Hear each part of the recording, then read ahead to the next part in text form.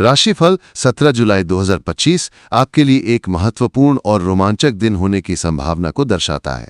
राशिफल 17 जुलाई 2025 आपके लिए एक महत्वपूर्ण और रोमांचक दिन होने की संभावना को दर्शाता है। इस राशि, जो राशि चक्र की पहली राशि है, अपने साहसी, उत्साही और नेतृत्वकारी स्वभाव के लिए जानी जाती है। ये राशि मंगल ग्रह द्वारा शासित होती है, जो ऊर्जा, साहस और दृढ़ संकल्प का प्रतीक है। इस दिन इस राशि के जातकों के लिए ग्रहों की स्थिति और उनके प्रभाव कई क्षेत्रों में बदलाव और अवसर ला सकते हैं।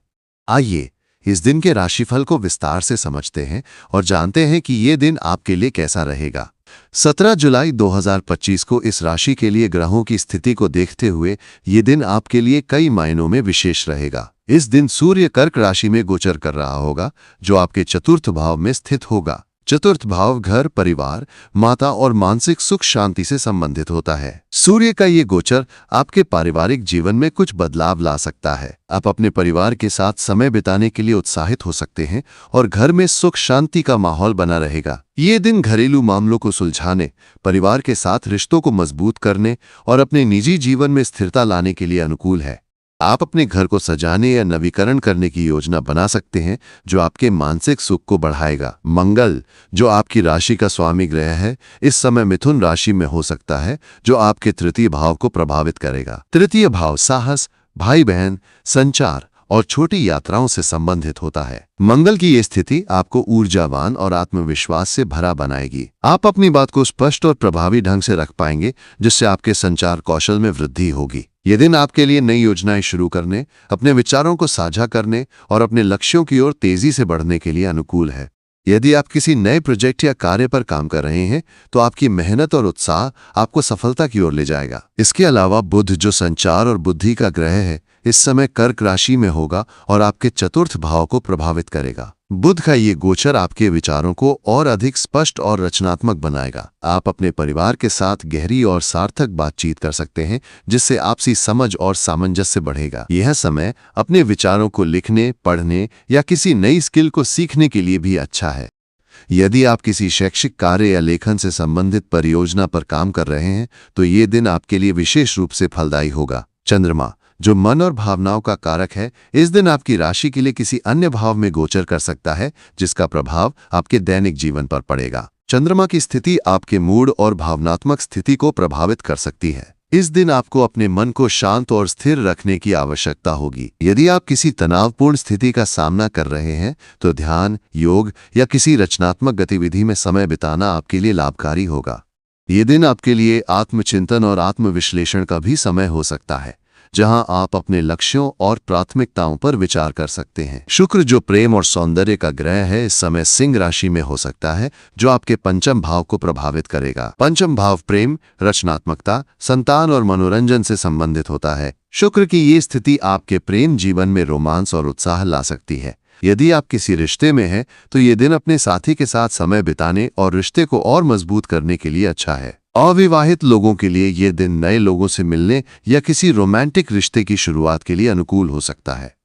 इसके अलावा यदि आप किसी रचनात्मक कार्य जैसे कला, संगीत या लेखन में रुचि रखते हैं, तो ये दिन आपके लिए अपनी प्रतिभा को प्रदर्शित करने का अवसर लाएगा। शनि, जो कर्म और अनुशासन का ग्रह है, इस समय मीन राशि में होगा और आपके द्वादश भाव को प्रभावित करेगा। द्वादश भाव आत्मनिरीक्षण, आध्यात्मिकता और विदेशी मामलों से संबंधित होता है। शनि की यह स्थिति आपको अपने जीवन के गहरे पहलुओं पर विचार करने के लिए प्रेरित करेगी। आप अपने अतीत के अनुभवों से सीख सकते हैं और अपने भविष्य के लिए बेहतर योजनाएं बना सकते हैं। ये समय आध्यात्मिक गतिविधियों जैसे ध्यान, पूजा या किसी धार्मिक स्थल की यात्रा के लिए भी अनुकूल है।